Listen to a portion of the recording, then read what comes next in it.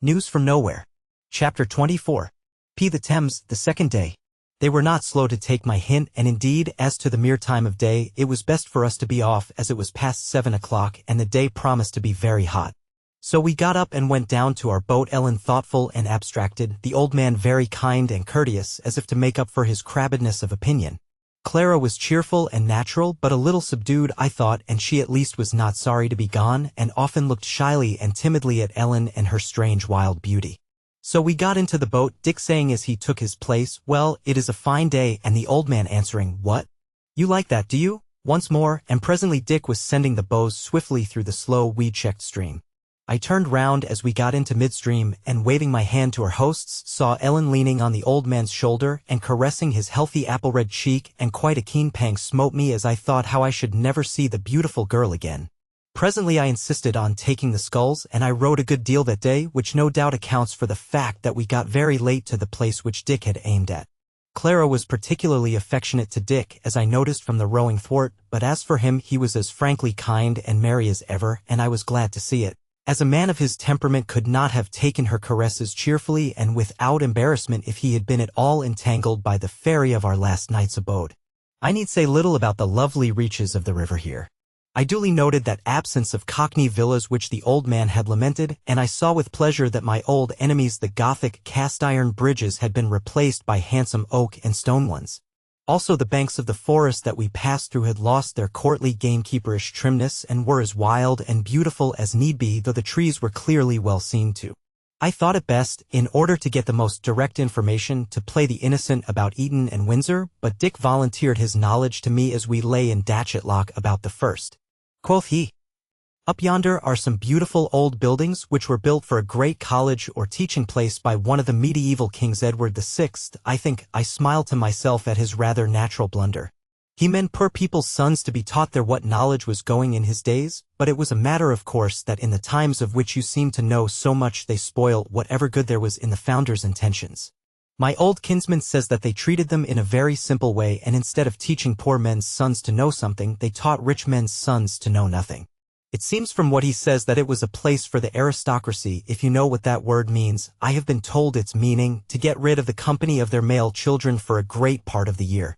I dare say old Hammond would give you plenty of information in detail about it. "What is it used for now?" said I.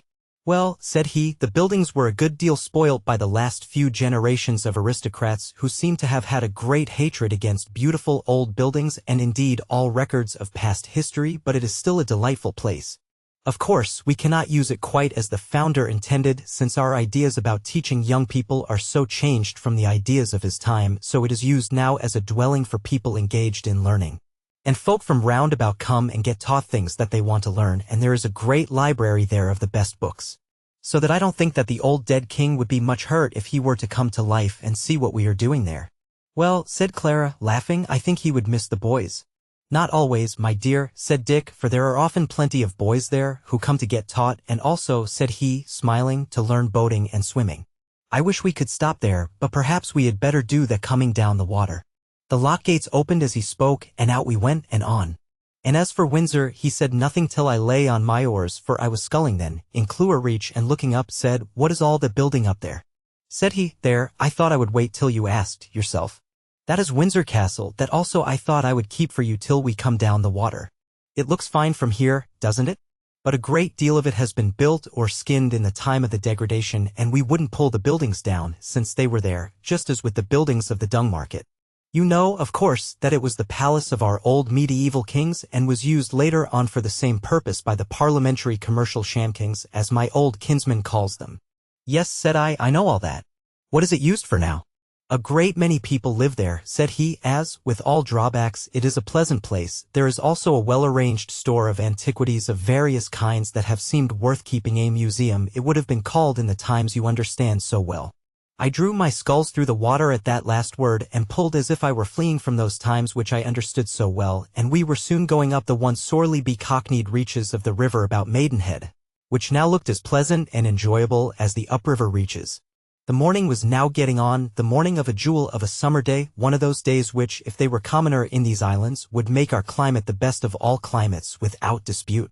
A light wind blew from the west. The little clouds that had arisen at about our breakfast time had seemed to get higher and higher in the heavens, and in spite of the burning sun we no more longed for rain than we feared it. Burning as the sun was, there was a fresh feeling in the air that almost set us longing for the rest of the hot afternoon and the stretch of blossoming wheat seen from the shadow of the boughs. No one unburdened with very heavy anxieties could have felt otherwise than happy that morning, and it must be said that whatever anxieties might lie beneath the surface of things, we didn't seem to come across any of them. We passed by several fields where haymaking was going on, but Dick, and especially Clara, were so jealous of our upriver festival that they would not allow me to have much to say to them. I could only notice that the people in the fields looked strong and handsome, both men and women, and that so far from there being any appearance of sordidness about their attire, they seemed to be dressed specially for the occasion, lightly, of course, but gaily and with plenty of adornment. Both on this day as well as yesterday we had, as you may think, met and been passed by many craft of one kind and another. The most part of these were being rowed like ourselves, or were sailing in the sort of way that sailing is managed on the upper reaches of the river, but every now and then we came on barges laden with hay or other country produce, or carrying bricks, lime, timber, and the like, and these were going on their way without any means of propulsion visible to me, just a man at the tiller, with often a friend or two laughing and talking with him. Dick, seeing on one occasion this day that I was looking rather hard on one of these, said, "That is one of our force barges. It is quite as easy to work vehicles by force by water as by land." I understood pretty well that these force vehicles had taken the place of our old steam power carrying, but I took good care not to ask any questions about them, as I knew well enough both that I should never be able to understand how they were worked, and that in attempting to do so I should betray myself or get into some complication impossible to explain, so I merely said, "Yes, of course, I understand." We went ashore at Bysham, where the remains of the old abbey and the Elizabethan house that had been added to them yet remained, none the worse for many years of careful and appreciative habitation. The folk of the place, however, were mostly in the fields that day, both men and women, so we met only 2 old men there, and a younger one who had stayed at home to get on with some literary work which I imagine we considerably interrupted. Yet I also think that the hard-working man who received us was not very sorry for the interruption. Anyhow, he kept on pressing us to stay over and over again, till at last we did not get away till the cool of the evening. However, that mattered little to us. The nights were light, for the moon was shining in her 3rd quarter, and it was all one to Dick whether he sculled or sat quiet in the boat, so we went away a great pace.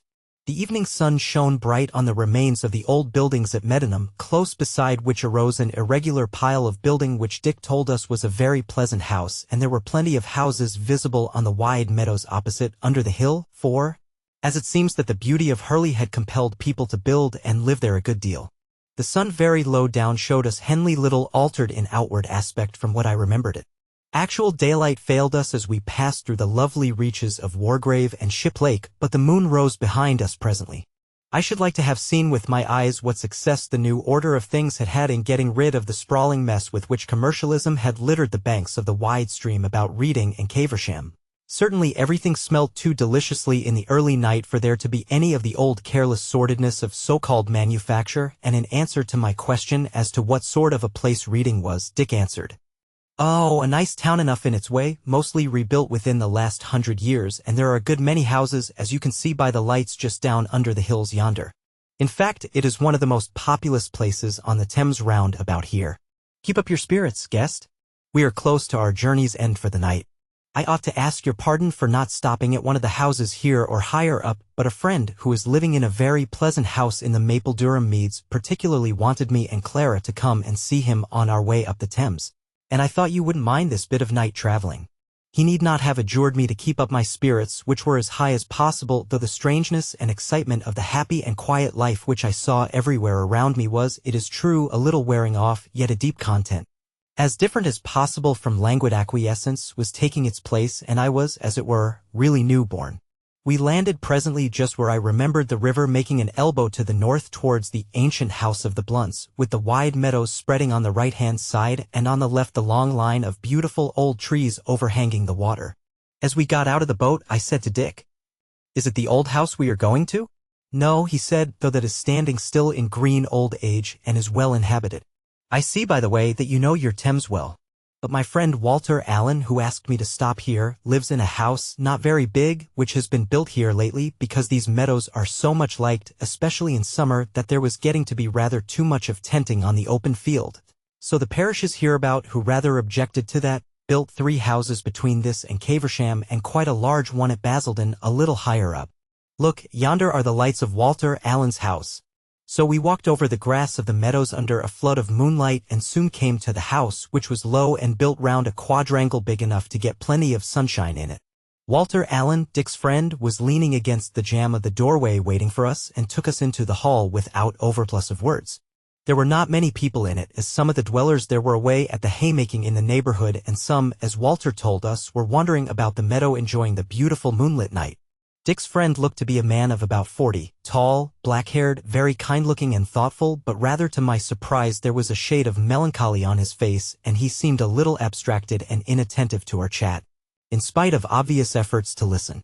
Dick looked on him from time to time and seemed troubled, and at last he said, "I say, old fellow, if there is anything the matter which we didn't know of when you wrote to me, don't you think you had better tell us about it at once? Or else we shall think we have come here at an unlucky time and are not quite wanted." Walter turned red and seemed to have some difficulty in restraining his tears, but said at last, "Of course everybody here is very glad to see you, Dick, and your friends, but it is true that we are not at our best. In spite of the fine weather and the glorious hay crop, we have had a death here." Said Dick, "Well, you should get over that, neighbor, such things must be." "Yes," Walter said, "but this was a death by violence, and it seems likely to lead to at least one more, and somehow it makes us feel rather shy of one another, and to say the truth, that is one reason why there are so few of us present tonight." "Tell us the story, Walter," said Dick, "perhaps telling it will help you to shake off your sadness." Said Walter, "Well, I will, and I will make it short enough, though I dare say it might be spun out into a long one, as used to be done with such subjects in the old novels. There is a very charming girl here whom we all like, and whom some of us do more than like, and she very naturally liked one of us better than anybody else. And another of us, I won't name him, got fairly bitten with love madness and used to go about making himself as unpleasant as he could not of malice prepense, of course, so that the girl, who liked him well enough at first, though she didn't love him, began fairly to dislike him. Of course, those of us who knew him best, myself amongst others, advised him to go away, as he was making matters worse and worse for himself every day. Well, he wouldn't take our advice. That also, I suppose, was a matter of course, so we had to tell him that he must go, or the inevitable sending to Coventry would follow. For his individual trouble had so overmastered him that we felt that we must go if he did not. He took the better than we expected, when something or other, an interview with the girl, I think, and some hot words with the successful lover following close upon it, threw him quite off his balance. And he got hold of an axe and fell upon his rival when there was no one by, and in the struggle that followed the man attacked, hit him an unlucky blow and killed him. And now the slayer in his turn is so upset that he is like to kill himself, and if he does, the girl will do as much, I fear. And all this we could no more help than the earthquake of the year before last. It is very unhappy, said Dick, but since the man is dead and cannot be brought to life again, and since the slayer had no malice in him, I cannot for the life of me see why he shouldn't get over it before long. Besides, it was the right man that was killed and not the wrong. Why should a man brood over a mere accident forever? And the girl? As to her, said Walter, the whole thing seems to have inspired her with terror rather than grief. What you say about the man is true, or it should be, but then, you see, the excitement and jealousy that was the prelude to this tragedy had made an evil and feverish element round about him, from which he does not seem to be able to escape. However, we have advised him to go away, in fact, to cross the seas, but he is in such a state that I do not think he can go unless someone takes him, and I think it will fall to my lot to do so, which is scarcely a cheerful outlook for me.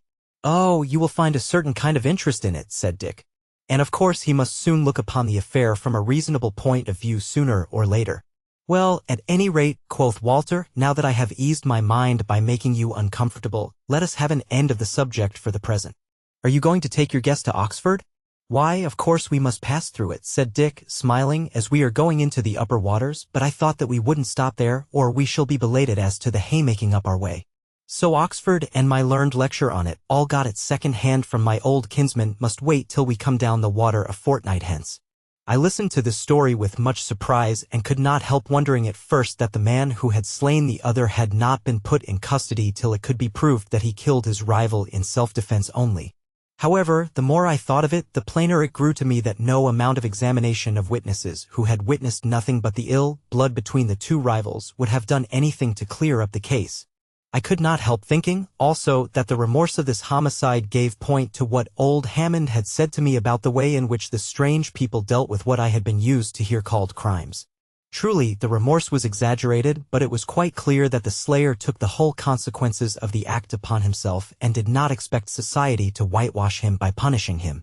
I had no fear any longer that the sacredness of human life was likely to suffer amongst my friends from the absence of gallows and prison.